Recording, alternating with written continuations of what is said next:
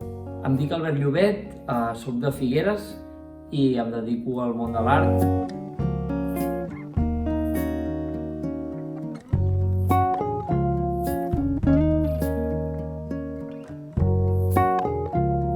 Sí, aquesta obra, com podem veure, doncs la vaig inspirar una mica amb les imatges que tenim de neurones. Hi ha una imatge que em va cridar molt l'atenció, que era Bosque de neurones.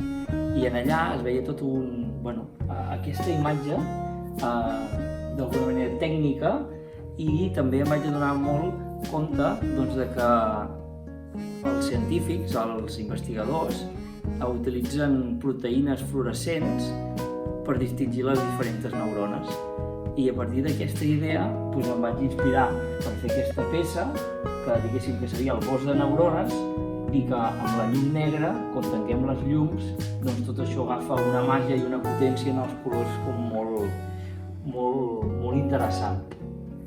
I diguéssim, aquesta és la idea bàsica i principal.